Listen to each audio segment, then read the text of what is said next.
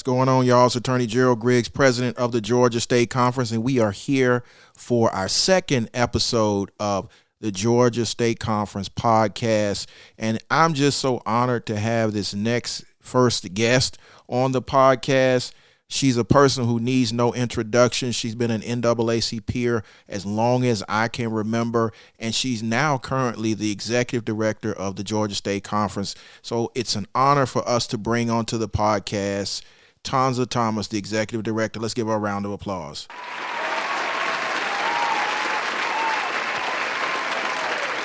Fired up and ready to go, President Griggs. How are you? I'm doing wonderful, Tonza. How are you doing? Well, the second week of our legislative session is here. This week is budget week, but there are some things that we are watching. Well, let's jump right in there. Why is it important for the Georgia State Conference to, one, watch legislative session, but two, be a part and be present? Well, the NAACP in itself, as we're about to celebrate our 115th Founders Day, we laid the groundwork for voting rights, criminal justice, and other issues that are near and dear to the NAACP. But it's very important for us to have a stake in the legislative process every single session. Absolutely. And so we have our legislative day at the Capitol coming up. Tell people what that is and how they can get involved and what they need to be on the lookout for. Yes, sir. So our NAACP Day at the Capitol is actually this year it's going to be on our Founders Day, which is February 12th. But we're going to be at the Capitol, and what we've done for every lobby day of the NAACP is we allow branches to meet and greet with their state house reps and state senators and speak about issues that's going on in their community. So we're asking our units to come up with at least 3 agendas items along with the Georgia State Conference legislative agenda that we've already had laid out, and it's on our website. But we're asking our legislators to at least take a look at what our agenda is and see how we can get our ideas passed for the greaterment of the Georgia State Conference. And so for the units that want to join us at the Capitol, how do they get involved and get registered? Yes, sir. So tomorrow morning, we're going to make sure that we have it on our website. We're going to have the agenda. We're also going to have an opportunity for them to purchase T-shirts and a way for them to find out who their legislators are. This is an opportunity for members of our units who have never met with their legislators before. We're going to have a link on there for them to click what their county is. They can find out who their legislators are and put them on notice that they will be here on February 12th and would like to meet with them. And so it's going to be very interesting that they've never had this process. Many of them have never had this process before. For our veteran NAACPers, they have, but we have a lot of newcomers. And so we always talk about political representation. We always talk about voter registration. Well, once we get to the ballot box, people are elected and they need to know who their elected officials are. And it's a part of, making sure that we hold individuals accountable, not just to vote for them, but to actually push our agenda items forward. So I'm really excited about Legislative Day at the Capitol, but you also have several other initiatives that go on with our legislative session. Could you tell the people what we anticipate doing throughout the course of the entire legislative session? So first, I want to say thank you to another one of our nonprofits, which is Central Presbyterian Church. They're going to be our partners for Lobby Day, but we also have other coalition partners around the state where we get together and we lobby during the entire legislative session for different agenda items, whether it's criminal justice, Medicaid expansion, or any of those voting rights. Those things are near and dear, especially to Georgia, because Georgia is the battleground. Georgia has always been the battleground. And so it is the honor, the behavior, and the responsibility of the Georgia State Conference to meet with our coalition partners to make sure we can partner to get this work done. No one organization can do it alone. However, the Georgia State Conference has always led the process. And that's why we're excited to continue our partnership with our coalition partners as we move Georgia forward. And so with that, we are going to be at the Capitol numerous days. But of course, we want everybody to come down for Legislative Day. But kind of tell people what's happening at the Georgia State Conference as you're in the office every single day, and what it looks like to stand on the front lines and fight for civil rights and social justice in real time. Yes. So on a daily basis, people are calling because they have issues with discrimination in their employment, or they're having issue with discrimination on just even receiving mail from the Postal Service. There's a county here in Metro Atlanta that the Postal Service just stopped bringing their mail, and they wanted to know why. They had to go to the processing plant to pick up their mail. Well, there was no notice given, and some of those folks are elderly people. And so just little things that we may think that are minute to us, it's not.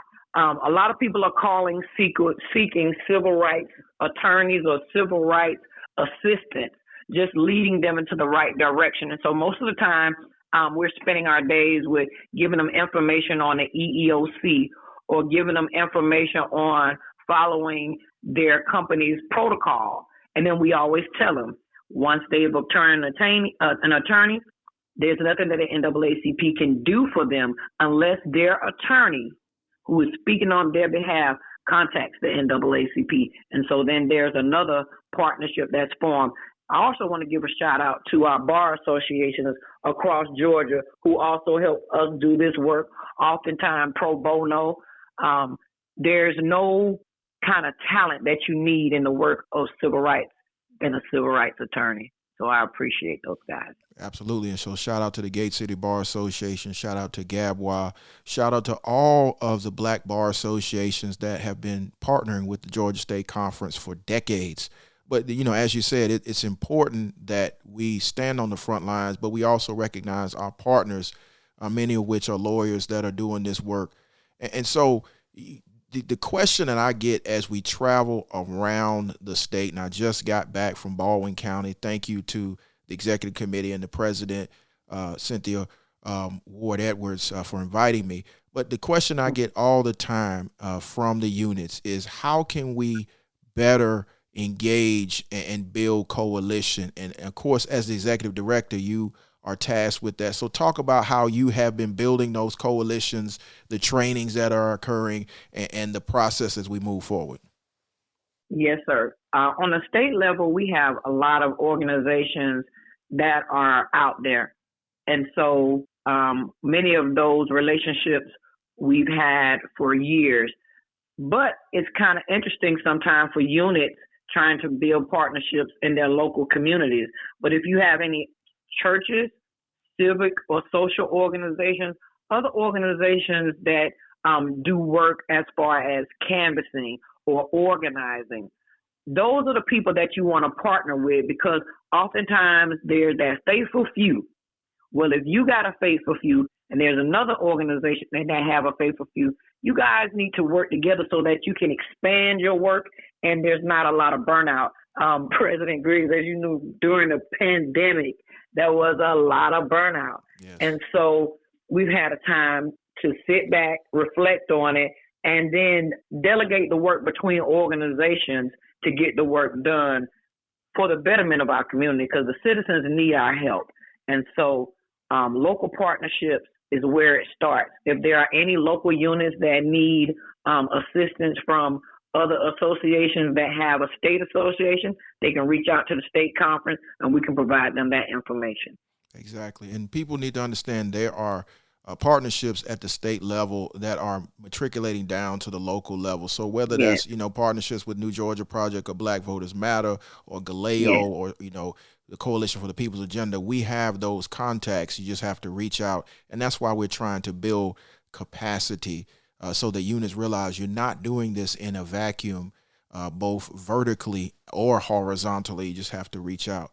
But that leads me into the two real important things that we are doing as we are shifting our gears here in January. One, you've kind of talked about, which is legislative session, but two is our voter mobilization plan. And I want you to talk a little bit about the build out that's occurring in real time as we get ready. We saw that, and of course, NAACP is nonpartisan, but on the Republican side, they just had the Iowa caucuses and are now shifting to New Hampshire. So we in Georgia have to be prepared for the presidential primary that's coming in March, and then also the primaries that are coming in May. So can you talk about how we are gearing up and getting our partners ready for the mobilization effort and the education effort here in Georgia? Yes, sir. And thank you to our chair, Vivian Moore, who always preaches that the NAACP is a nonpartisan organization. And she has found a way to do her strategic planning for 2024. And what that looks like for each branch is she's asking for at least 2 or 3 volunteers to help with the voter registration and the voter protection side. She's also asking for 1 or 2 volunteers so that they can go in and monitor these Board of Elections, because the Board of Elections meet once a month. And so you don't want citizens to be unaware of changes that's coming down. And so she's asking us to have 1 or 2 people monitoring the Board of Elections on a monthly basis. Also, the Georgia State Conference needs 202,000 volunteers. So no matter what area these volunteers are coming from, if we need to deploy volunteers from North Georgia to South Georgia or vice versa, we want to build that early voting recruitment for volunteers now. We've already been saying this since December when we had our meeting with the national office, all units called. And so we're gearing up. We got, what do you have? I think it's a 73 county point process where we're pulling volunteers and activists alike from our own NAACP database, reach out to the local churches and other organizations, because we got to do the work. And people will be appreciated for it. Exactly. We got to say thank you. We got to say thank you. Yes, thank you to everyone. And yes, that 72 county plan where 99% of the African-American vote comes from, we are planning to mobilize in all of those counties, not just those 72, but all 159, right. But 99% of the African-American vote comes from those 72 counties. And so I do want to thank to thank Chair Moore for the exceptional plan that she's put together and that we are going to implement. But I just want the units to know we need direct contact with your political action chairs, as we will be having biweekly meetings as we move into voter registration and voter education as we prepare for voter mobilization. So for 72 county plan, we need to get this vote out like we did in 2020 and 2021 and 2022, and we can do it together with our coalition partners. So I appreciate you lifting that up. Yes, sir. And Mr. President, real quick, there's a 73 county plan, but there's 159 counties. So if there is a county that does not have an active NAACP branch, we are in the middle of reorganizing and standing up units. So if there are counties that are not represented with NAACP units, please contact our state office at 404-577-8977, and we will look to getting a unit in your area. And yes, that's actually where I wanted to shift to. And so as we continue to build out the strength of the Georgia State Conference, we are in the process of standing up new units and reorganizing units. Can you talk about how the process is for people to go about either standing up a new adult unit or reorganizing an adult unit? Can you talk about what needs to happen for that? Yes, sir. They can, again, reach out to the state conference office. If you don't have a unit and never had a unit, we can get you a charter package. If you are an organization that had a unit before, but somehow now you need to be reorganized, you can still reach out to the state conference. We'll put you in contact with our third vice president, Gwinnett Westbrook. She will do an assessment. An assessment may take 7 days to see how many members a unit has, because a lot of times our units fall to the wayside due to membership. But we are in the middle of our MLK membership campaign. that ran from January 15th to February 12th. And then we have another membership campaign coming up from February 12th to Juneteenth, which is June 19th. And then we have our final one that's coming up for the year that starts February 12th to August 12th, which gives you a little bit more time. But if you're a unit that is lacking in membership, here's the opportunity to go online to naacp.org, click the membership link, put your information in there. Once you put your zip code in, it's going to let you know whether or not you have a unit in your area. If there's no unit, go ahead and do your membership, because you need 50 to be a new unit, and you need 100 if you've never had a unit. I mean, if you are reorganizing your unit. So it's pretty easy. Step 1 is to make sure you get your membership. Step 2, make sure you want to reorganize, contact the state office. Step 3, the third vice president will contact you. And step 4 is the president, the administrators get together, send it to nationals to make sure that this branch can sustain itself. And then that's when the branch is up and running and flourishing. By the way, shout out to the Albany Doherty branch, who just last week got back organized. So we're doing some great work. And right now, we're looking to get at least another 100,000 members through our membership campaign. Yes, and that was the charge from the national board. And one other step that you have to realize is, at that point, once it comes to the Georgia State Conference and the administrators and the president signs off, it goes to the committee for membership and units at the national board, and then there's a vote there. And then, of course, the national board takes a vote. So once a quarter, national board meets. The next meeting is in February. We have several units, including the steering committee for Columbia County, that will be under consideration. And so we are standing units up. I'm super excited to hear about Albany potentially coming back into compliance and standing that unit back up. But that's what we have to do, because membership and the units are the lifeblood of the association, and all work is done at the unit level. And so we need strong and flourishing units. So I'm super excited about that. And for members who are not active in their units, please get involved in the activities at the unit level, because that's where the work is done. That's where we're going to mobilize the vote. That's where we're going to protect civil rights and do social justice. And if you're not in a unit, you need to be in a unit. And so let's kind of transition from there to talk about your experience so far as the executive director. We congratulate you on transitioning from, as many of you know, she was the former state secretary and then was hired as staff and now as executive director. But talk about that transition and the things that you've already accomplished as the executive director in the last few months. Oh my goodness. I started this NAACP journey. Next month will be 17 years. And so when I started with the Columbus branch, I was the co-advisor for the Youth Council. By the way, the Youth and College Division of the Georgia State Conference is about to have their election. So if you have any young folk or college folk who want to be involved in leadership, President Griggs is seeking your contact information. And so I started there because of my love for young folk. Plus, I got 4 kids. So I wanted them to be involved in something that could, take them to another level as an adult. And then I left as youth council co-advisor and became branch secretary. Was branch secretary for a few years and ran for state secretary and lost to my mentor, First Vice-elect Kip Carr. But I stayed in the organization because the organization meant more to me than having a title.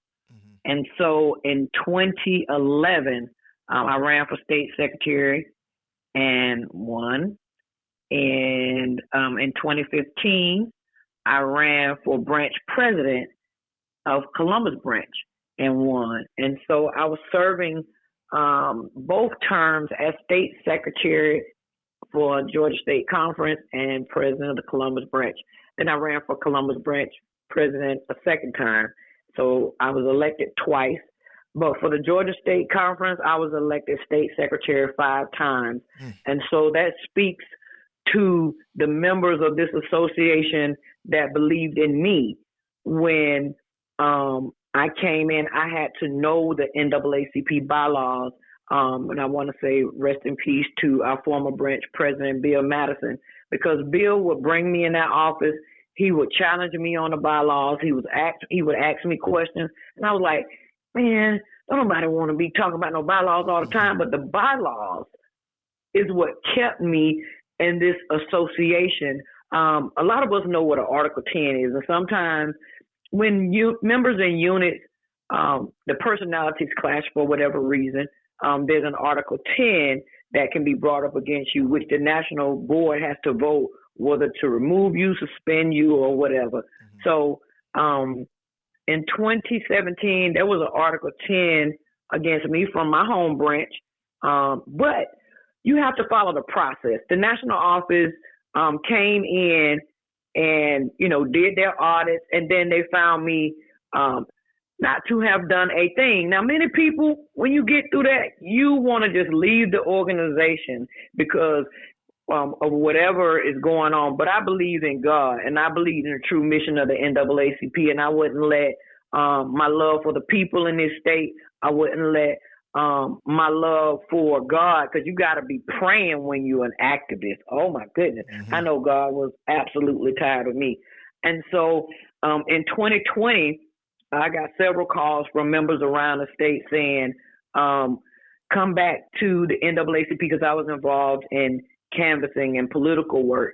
And for me, I know that all of our positions are volunteer, but I was a volunteer, and I've been a volunteer for 16 and a half years for this organization, because I believe in equitable education.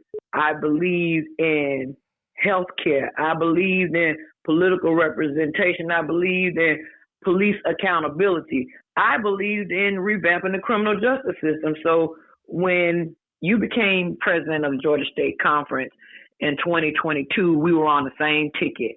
And I said, well, we got a civil rights attorney and we got a state secretary who has been well-versed, because I served also as the secretary to the regional caucus during the national convention. And I was like, we can put our minds together and do something with this state conference. So I ran again, won again, and then there was an opportunity for the state conference to have an executive director. And I would like to publicly thank our executive committee. 29 people voted unanimously for me to be hired as the executive director, and that speaks to their confidence in me, and that also speaks to the work that we have produced together in this Georgia State Conference. And so with that, I am eternally grateful and honored, and all I got to say is NAACP, let's do more in 2024. Absolutely, and we are well on our way to doing more in 2024. And, I would just want to publicly thank you for the work that you have done for 17 years. I've been watching, I've been in the association now 10 years, and you've always been right there counseling me, supporting me, checking me when I needed to be checked, and being right there marching.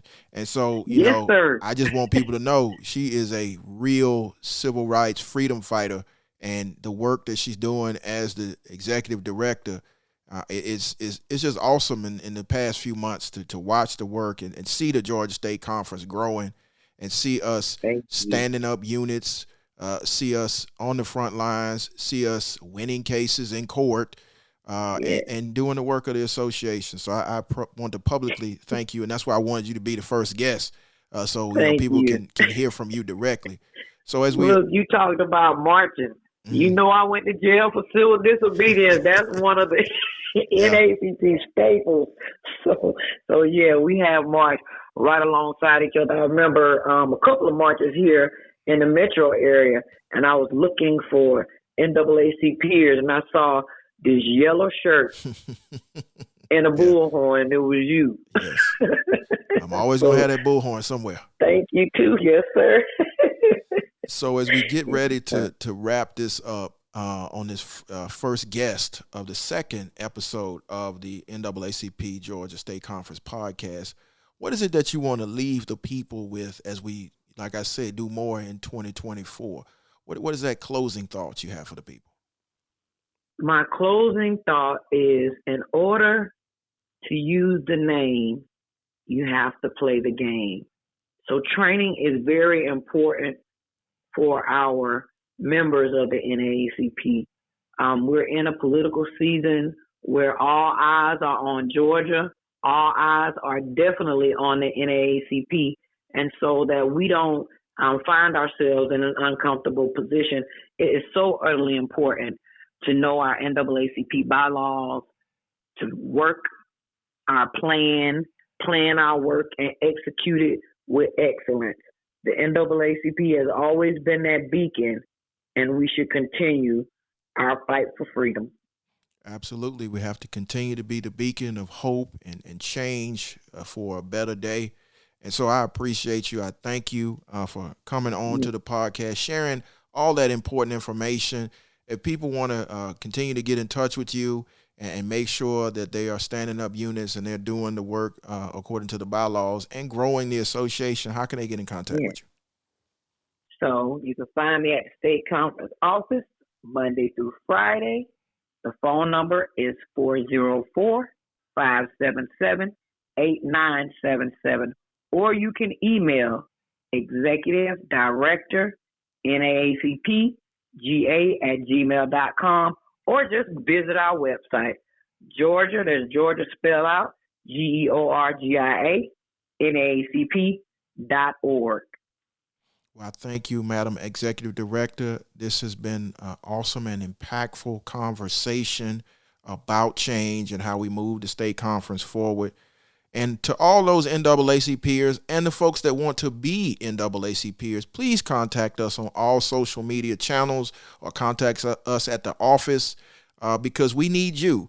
The lifeblood of the association is the members. The members do the work. It doesn't matter who has the title or who is allegedly in control or in charge.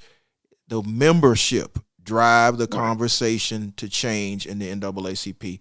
So I appreciate you, Madam Executive Director, and to all of the units and all of the members. We're fired up and ready to go. We're thriving together in 2024. We expect more in 2024. I'm Attorney Gerald Griggs, the 13th president of the Georgia State Conference, and I will see you on the next episode of the Georgia NAACP Podcast, or I'll see you at the march. Talk to you guys later.